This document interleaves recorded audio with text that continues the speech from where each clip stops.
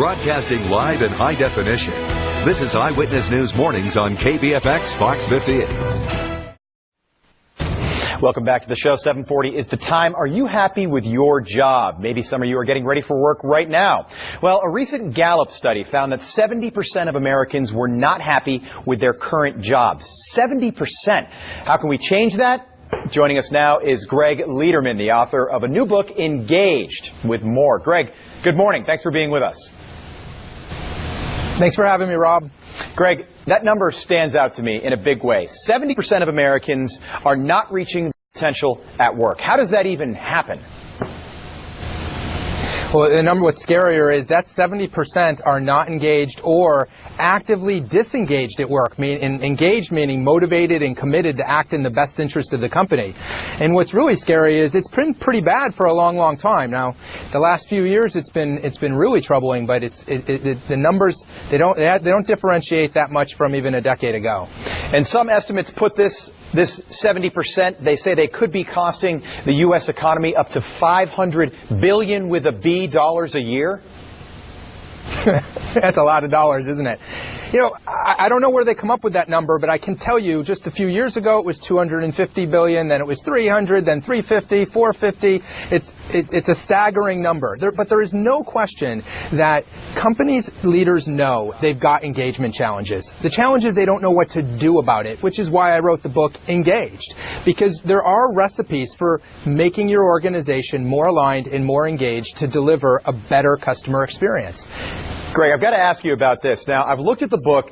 You say that every employee must be on stage performing kind of at all times. Now, perception is always reality. I, of course, am in a business where I'm sort of on stage performing, but sometimes, you know, we can get a little lethargic. It's difficult to stay motivated. What can we do?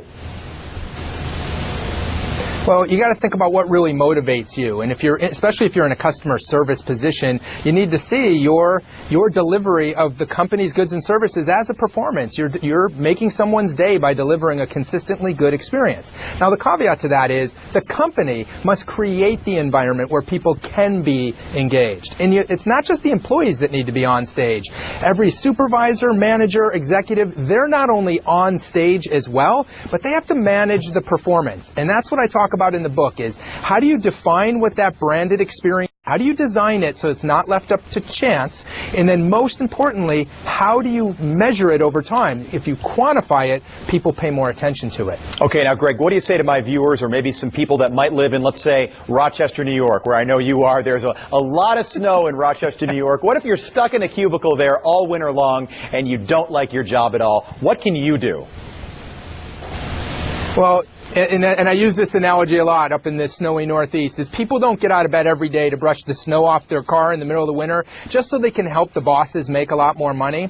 What you can do is talk to people in your organization to make sure that we're clearly defining who are we from an experiential perspective. You got to document the behaviors you want people to do day in and day out, both customer facing as well as internally in our workforce.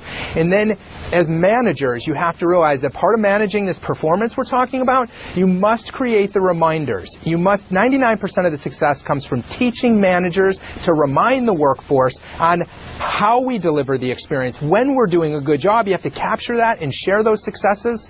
Stop relying on outdated rewards programs that don't really drive performance. Focus on what really works, capturing and sharing successes and reminding the workforce of when we've done it well as when we fall short. Own up to it and make sure people know, hey, it's our responsibility to live our brand and deliver a consistent performance. That's right. If you love your job, it seems to make all the difference. The great CNN anchor Larry King said he never worked a day in his life. His name is Gregg Lederman. The book is Engaged. Thanks so much for being with us this morning. It was a pleasure. Thank you for having me. Switching gears now, we're going to talk to Aaron Perlman with a look at weather. Aaron, I think there's one tip we missed. I love my job. So do I, but I think there's one tip we missed. I think bosses should give the employees incentives like, you know, bagels and donuts and whatever. And a lot of money. A lot of money. Lots of dough. Yeah. Nuts. Yeah, see? And like Fridays off. Yeah, Fridays off. And Mondays. We'll take Mondays off. 3-day work weeks. Yes. Siesta. For more pay. And siesta. 5 weeks of vacation. Yes. Those kind of things. Yeah, those would be great. I'm with you.